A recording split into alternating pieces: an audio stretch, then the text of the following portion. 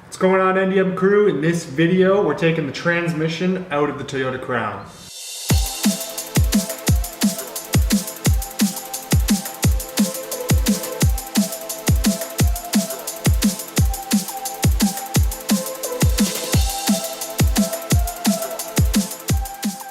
Alright guys, we're starting by penetrating the bolts using penetrating oil. Once that's done, we are going to take the drive shaft down, then we're going to go and take the slave cylinder off, the starter off, some wiring off the transmission for the reverse lights. Then we can attempt to take the bell housing bolts out. That might be a little bit of a battle depending on where they are positioned. And then the last thing that would need to be taken off is the transmission cross member, and in theory the transmission will come right down. So may sound like a lot, but we might be able to get through it pretty quickly depending on what battles us and what doesn't battle us.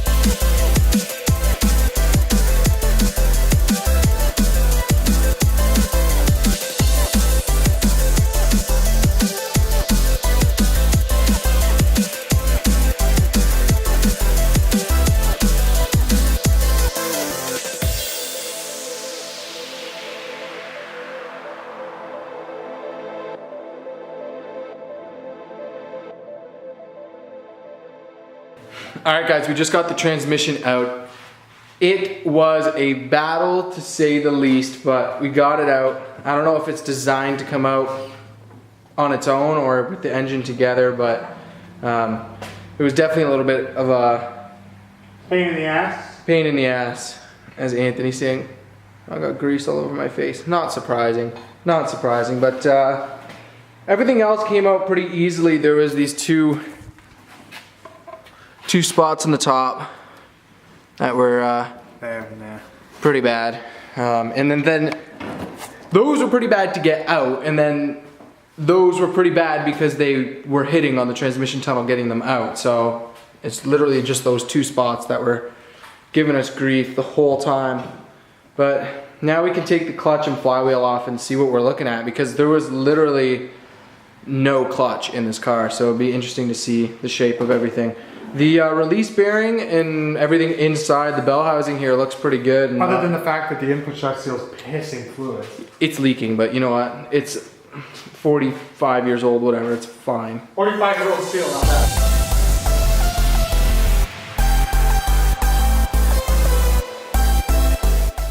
So I guess just a screwdriver and a hammer to bang these ears all down? I don't know what that is. I've never seen that before. Okay, I'm gonna take these out of here and put them by the tranny. Okay. I'll be right back with the hammer.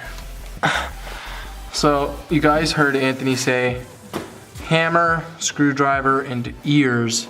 So what he's talking about is, you see those extra plates inside here? So between those two, and those two, and then it looks like there's the corners there that are bent up to prevent the bolts from backing off. So I guess we gotta bend those down, and I don't know if we have replacements, Anthony, for those things. Those that were bending down, we might have to reuse those, I guess. I don't know. No, those things that you're gonna bend the corners down with. Yeah. You just reuse that? Yeah, we'll reuse them. We can bend them back up. I guess.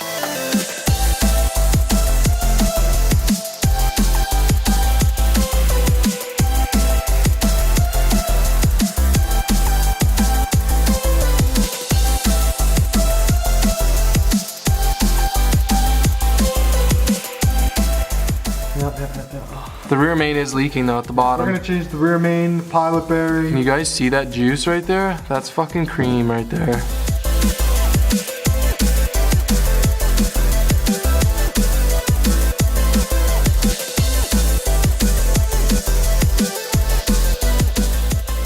To the right, we have the old clutch that came out, the release bearing, and then to the left, we have the new clutch pressure plate and everything. As you can see, the designs are quite a bit different. We don't know if this is the exact clutch kit that was in the car, or if the kit we ordered isn't exactly meant for the car. We ordered it like specific for the car, so we're assuming that the kit we ordered is right, and the clutch that was on there is a little bit different. And you can even see the height difference between this and this. Between the pressure plates is a little bit off. So we're assuming that the clutch kit that we ordered is correct and the clutch kit that was on the car was the wrong one, or something very similar that was fabricated to get on the car. But because the clutch was so bad on the car, that's what we're assuming was the issue, was the fact that it was not the right kit for the car. So hopefully now, once we put all this fresh parts on, as well as a new, not new, but freshly machined flywheel and slave cylinder as well, which is in this box right here, everything will be performing at top notch. All right, that's a wrap, guys. As you just saw, we got the transmission removed from our Toyota Crown, and we got all our new parts laid out, compared them, inspected the old parts, and made a battle plan for reassembling this. Before we put it back together, we want to change the rear main seal and the oil pan gasket, because it's impossible to replace both those items with the transmission installed on the car. Yeah, it's better to get these things done now while we're in here, because it would really be a pain if down the road, a couple months later, we find out that we're having issues with these parts and we have to do all this work all over again. But that's kind of our game plan. We got a lot of work done. It feels good to get some progress made on this car. But until next time, peace out and stay classy, crew.